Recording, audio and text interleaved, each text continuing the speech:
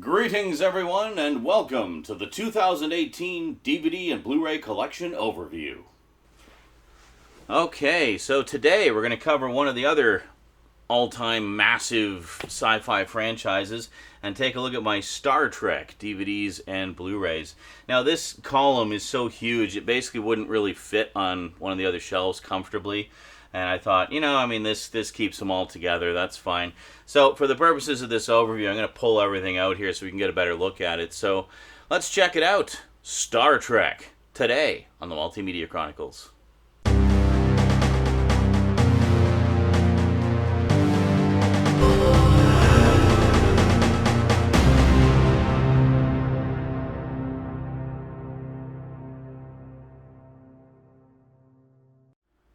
Alrighty, so we'll start at the beginning here with the beautiful Blu-ray set of Season 1 of Star Trek, the original series. This is absolutely fantastic. I did a video about this a while back. The really cool thing about this is not only is it all beautifully remastered from the original 35mm film prints, but it includes both the original effects, fully remastered, and the newly done and honestly very respectful CG effects, and you can actually switch back and forth between them on the fly using the angle button on your remote, which is really cool. There's also a couple of different audio options. You've got a 7.1 surround mix plus the original mono. My only complaint with the set is they are in the original air date order, and the air date order, as most fans will know, was not really the intended order of the show. Because it means the pilot episode, the aired pilot rather, Where No Man Has Gone Before, ends up airing later, and everybody's slightly out of character from how they were in the main series, and it just kind of feels strange. Now, I don't know why they didn't release it the way they did the VHS releases and the first DVD releases and the Laserdisc set, where they had all the episodes numbered. Now, I believe that was production order. And then there's also Stardate order, which the CBS Video Club did, or not the CBS, Columbia House. The Columbia House Video Club released them all in Stardate order. And then for this one, arbitrarily, after all these video releases that did it the other way around, they went back to air date order. And it's like, but that's not the order that it's always been in on home video. Like, what the hell? Anyway, very nice slipcover. Just give you a quick look here. And same artwork underneath, basically, just in a slightly larger keep case here. So this is I believe it's 7 discs. So, yeah, it's very nice. Bit of a tight squeeze getting them in these slip covers. There we go. All right, so there we go. So that's the command insignia. And then here we have the medical and science insignia, the blue set for Star Trek Season 2. This one's kind of cool. It has a disc. Of course, this is the season with the Trouble with Tribbles episode. But it has a disc that's nothing but Tribbles stuff. So it's got the original Trouble with Tribbles episode. It's got More Tribbles, More Troubles, which was an episode from the animated series. It's a direct sequel. And then it has, I think it's Trials and Tribulations, which was the Deep Space Nine episode where they went back in time to that episode. It's kind of like an anniversary episode they did. It was pretty cool, really fun. The Deep Space Nine episode is the only thing in this set that's not in high definition. Well, actually, a lot of the featurettes aren't as well because they're carried over from the DVDs. But yeah, it's kind of a crummy upscale. It's not a lot of effort put into it, but it's nice to have the episode anyway. And then you may notice this one is slightly thinner. That's because it is 1 disc less in size, so they didn't need the oversized cases. I was kind of irritated by that because now it's a different size. So this one we've got the red shirt logo. The side, I guess it's the engineering insignia. And there we go. And once again, you can choose between original and remastered effects. So very, very cool. This one is also neat because it also has the cage on it. Of course, the original pilot episode. It has all the extras that have come with that over the years, including the Gene Roddenberry intro to the original video release of it. And it also has an unaired alternate cut version of Where No Man Has Gone Before, which to my knowledge was not available prior to this set. So that's pretty cool. That one's in pretty rough shape, but they did remaster it from the best film print that they had of it. And then what I've always considered to be Season 4 of the show, we have the Star Trek animated series. This is so damn good, like far better than I was expecting. Animation was done by Filmation back in the early 70s, because it was 73? Yeah, 73 to 74. It was technically 2 seasons, but the total number of episodes is 22 episodes. But the cool thing about this is all of the original cast, minus Walter Koenig for no apparent reason, I'm sure there's a reason, I just don't know what it is, came back to voice their characters. And not only that, but a lot of the original writers from the original series came back to write the scripts. So the quality of the writing in this is darn near on par with the live action show. It's really, really well written, and it's just great having the original cast back, you know. And yeah, and then before we get into the movies here, we have, I'll show you this one first. We have Star Trek II: The Wrath of Khan director's cut with the 50th anniversary band, which can't be placed anywhere comfortably without covering somebody up somewhere. But anyway, this was kind of a big deal when it came out, because most of you will know I have no love for the Blu-ray releases that the movies have got over the years, because most of them are very lackluster transfers, DNR'd into oblivion, so everybody looks like wax figures. They've never gone back and remastered any of those. Not to mention the Blu-rays don't have any of the alternate cuts on them. It's just the theatrical cuts. Star Trek II has had an alternate cut for a while. Star Trek the Motion Picture has like 3 cuts. Star Trek VI has 2. Yeah, so none of those alternate cuts are on the Blu-rays. Plus the fact that they're horrible, horrible, horrible transfers. Do not waste your money on those piece of crap Blu-rays. So when this came out, I really wanted to support this release, because it was great to not only get a remaster. This is a fully remastered, restored version of Star Trek II, but this is also the director's cut. So it gives us all of the extras. There's not a lot of extra stuff, but this also has the theatrical cut as well. So you've got both on there. Now the reason I have it twice is this is the first release, denoted by the white UPC symbol on the back. And the first release had a couple of minor issues. There was a couple of shots that were incorrect in the director's cut that were correct in the theatrical cut. And sharp-eyed fans, who of course have watched this movie a million times over the years, spotted them right away. So, so basically, they recalled these and reissued it. This is the corrected version with all those disparate shots fixed, and it is all correct. And this one, you can tell which one it is because it has a yellow UPC symbol on the back. So this was my, double whammy of supporting this release in the hopes of, doing my small part to support the remastering effort and such, in the hopes that they would do the other 9 movies. So far, this is the only one we've got, which is why, for the movies, I actually still only have the DVDs. Now, this isn't even the best edition of Star Trek the Motion Picture, but it is the best edition on DVD. This is the director's edition, which is the 3rd cut of it. There's also the original theatrical cut and the even longer version, I think they call it, which has 12 additional minutes of footage. The even longer version is the one that I used to have on VHS back in the day, and it's the one I'm most familiar with and kind of prefer, just because I like it. I mean, I'm one of the people who actually really likes this movie, and I've always really enjoyed it. I know some fans don't like it because it's, slow-paced and stuff. But I've always contended this one is the most Star Trek-y of all the Star Trek movies. Why? Because they're out in space exploring some weird alien unknown. It is the closest there is to their actual mission. All the other ones, Star Trek II, Star Trek III, they're fighting a snarling villain. Like, it's just typical sci-fi action fare. It's great, but it's not, like, pure Star Trek. Star Trek 4 is a little more Star Trek-y. Star Trek 5, snarling villain again. Star Trek 6 is more Star Trek-y. We get into some politics and stuff. Come on. Star Trek 7, snarling villain. Star Trek First Contact, great. Wonderful movie. Insurrection, snarling villain. Nemesis, snarling villain. It's like Star Trek the Motion Picture is the most Star Trek of all the Star Trek movies, and I will defend that to the death. Anyway, then we have Star Trek II: The Wrath of Khan, the director's edition. So this one actually features... Does it just have the extended cut? Yeah, it just has the extended director's cut. So this is basically the one that we now have on Blu-ray. But the nice thing about these sets is they're just loaded with extras. There's so many extras on here. And, yeah, and they're just fantastic. So Even though they're not high def, they are as good as DVD gets. And then we have Star Trek 3, The Search for Spock. No more director's cuts in these. We kind of wondered when they were first coming out if they were going to get like extended versions of all of them, but we don't. But again, you know, nice presentation of the movie, piles of extras.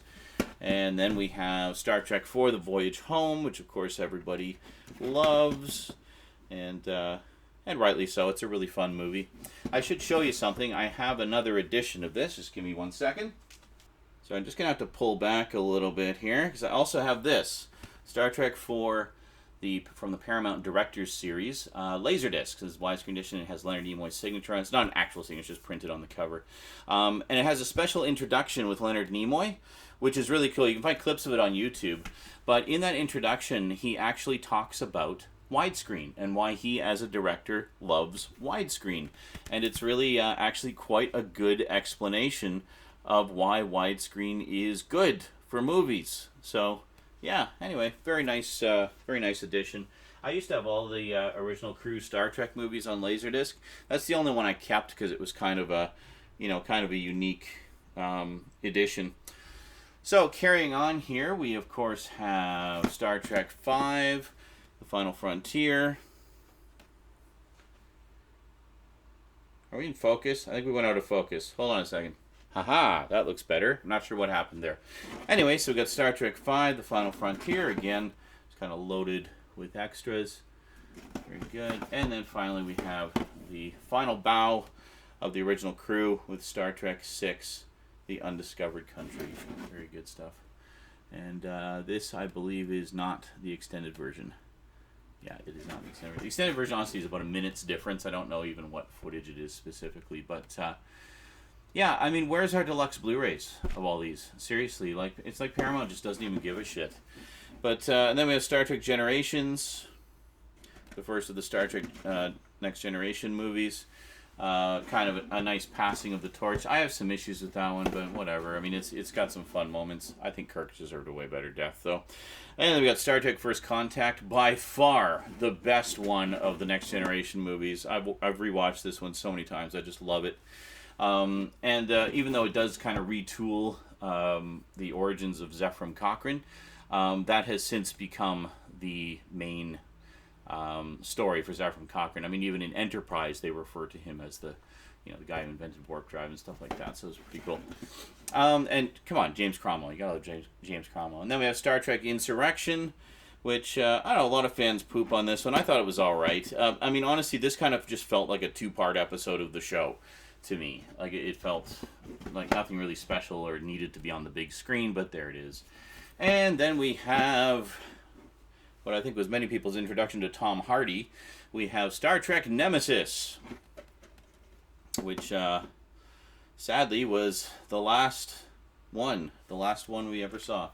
And of course, it has recently been announced that Patrick Stewart is going to be coming back to the role of Jean-Luc Picard in a new series on CBS All Access, which will actually take place about 20 years after Nemesis. So it's going to be in continuity with the other Next Generation stuff, which is pretty cool. And speaking of Next Generation, yes, I don't have the complete series yet. I really want to get that Blu-ray set. I just haven't, I've had other priorities. Plus, I mean, I'm watching all of the Star Treks on Netflix right now, so there's not a huge rush for me to run out and get them. But I definitely plan to get the Next Generation set as well. In the meantime, I have these. I've got these. These are several of the 2-part stories that they released in individual volumes. There's 2 more I need to get. There's Best of Both Worlds and All Good Things. And then that's it. But one of the reasons to get this, even if you have the complete series set, solely for completion's sake. I mean, this presents them in movie form, whereas in the complete series set, they're in their original 2-part episodic form. The other reason is these have some exclusive extras that are not on the complete series set. So, and plus, these are really cheap. I mean, you can get these pretty cheap, so you might as well add them to your collection, And then we have Redemption. This was a really good Klingon story. Actually, I really liked this one a lot. Unification, of course, is the one with Spock. And there we go. And then we have Chain of Command. And there we go. So they didn't put out all the 2-parters. Like, I was kind of hoping we'd get Descent, which is a great 2-parter with Data and Lore. And I think there was one or two other ones, but yeah. But anyway, we got most of the significant two-parters anyway. And then, sorry, everything's falling over here. And then I got this one. This is the 2009 Star Trek movie, which honestly, I like this. I like that they've gone back to the original crew. Yes, it's in an alternate universe, alternate timeline, but it does not affect our timeline, people. How can you be Star Trek fans and not recognize that? They only explain it like 6 times in the freaking movie. It's a different timeline. It's a different universe. It's not affecting the Prime universe. Our Prime universe is quite safe and secure. In fact, if you play the video game Star Trek Online, it explains it even more. It actually gets into all of the Star Trek lore, old and new. So good stuff. Anyway, I like the movie. Could have done without all the excessive lens flare, but really like the cast in this, and love, just kind of seeing those characters back in action. That was sent to me by Bookhouse Boy 77 many moons ago. That's how long ago it was. And then we got Star Trek Into Darkness, very cool Steelbook edition. I really did not like this one very much. I thought it was unnecessary for them to revisit the story of Khan, especially when it was done so beautifully in the original series and in Star Trek II, The Wrath of Khan. And again, that was sent to me by a viewer. I've never actually purchased the new Star Trek movies, except when this came out.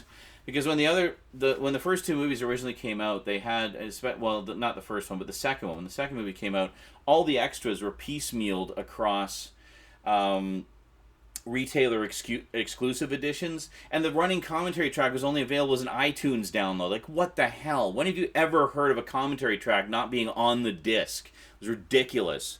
So anyway, Bill Hunt of the Digital Bits raised holy hell on behalf of Star Trek fans everywhere, and finally Paramount relented and put out this Star Trek: The Compendium, which has both the original, the 2009 movie, and Into Darkness, both with every single extra that was in those retailer exclusive editions. You may notice I don't have Star Trek Beyond. That's kind of my silent protest, voting with my pocketbook. I've watched it on Netflix. I liked it. I would love to own it. However, they did the same fucking thing that they did with Into Darkness. All the extras are piecemealed across a bunch of retailer exclusives. It's like they learned nothing. Fans hate that and will be less inclined to give you their money. They're not going to go out and buy 6 different editions. Well, some will, but most won't. Like, so I'm waiting for Star Trek: The Compendium 2, which has all 3 of them with all the extras, or some kind of deluxe edition. I don't know. I'm probably going to end up buying it anyway. Just like, fuck the extras. I just want the movie. I'm just so sick of like how Paramount is screwing over Star Trek fans left and right. Like, give us remasters of the original 10 movies, for fuck's sake. Give us a proper edition of Beyond, for fuck's sake. Like, come on.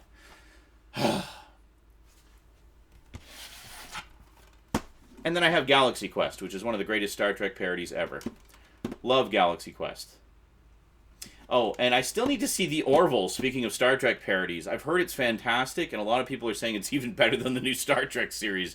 I also still need to see Discovery, because it's on CBS All Access, and I don't have access to that, because I'm in Canada. It airs on the Space Channel in Canada. I don't have the Space Channel. And then it streams on Crave TV. I don't have Crave TV. Everywhere else in the world, except for Canada and the US, gets it on Netflix. I'm talking about Star Trek Discovery. And it's like, why don't we get it on Netflix here? Why did you have to make a stupid exclusive deal with Crave TV when all the other Star Treks ever are on Netflix? You got the original series, Next Generation, Deep Space Nine, Voyager, Enterprise, and the animated series, all on Netflix. Why can't we get the new one? Sorry, I find it hard to talk about Star Trek these days without getting into a rant, because I really hate how much Paramount has been trying to screw over the fans. Well, not trying. They have been. They have been screwing over the fans with lackluster transfers of the movies on Blu-ray, making it damn near impossible to see the new series, and wanting you to subscribe to their shitty streaming service. It's only available in the States in the first place. And then putting out lackluster editions of the new ones that they're trying to bank on to suck in more money. They don't even make that much money compared to a lot of the other big blockbusters. It's like, what are you doing? Who the hell is running Paramount these days? It's like they don't know what they're... You know what their big movie is this year, Paramount? Bumblebee. That's their huge, massive blockbuster that they're banking on to save the studio this year. Bumblebee. My God, Paramount. You have fallen so far from grace. Anyway, I love Star Trek. I just want easy access to and nice editions of Star Trek. I don't think that's too much to ask. Anyway, thanks for watching. Next time we'll be taking a look at the various TV shows, well, other than Star Trek, sci-fi TV shows in the sci-fi section, some of which you've seen in some of the previous episodes and others you have not. Well, most of them you have not. So we'll see you then. Until then, thanks for watching. Big thanks to my Patreon sponsors, and sayonara.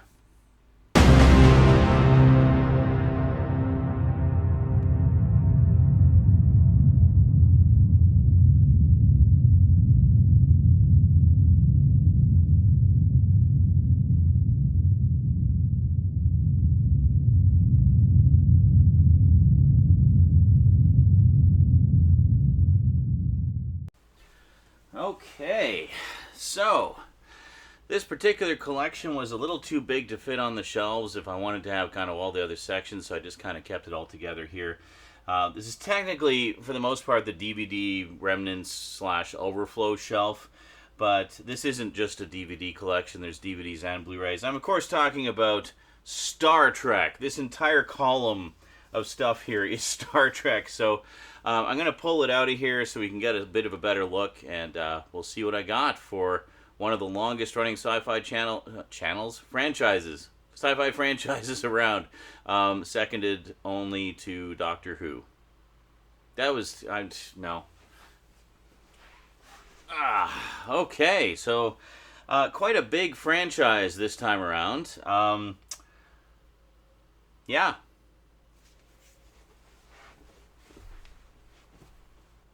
Getting overheated, starting to get silly. Okay, we've got literally 2 things left here. Or no, 3. 3 things? 2 things. No, 3. 3. Yeah, okay. Alrighty, so this time around, we're going to be covering one of the other sort of big, massive sci-fi franchises that I have some stuff for. Fucking hell, I'm just... lost my groove. I've derailed.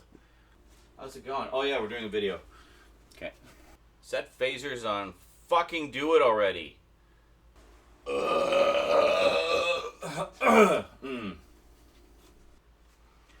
I love Space Track.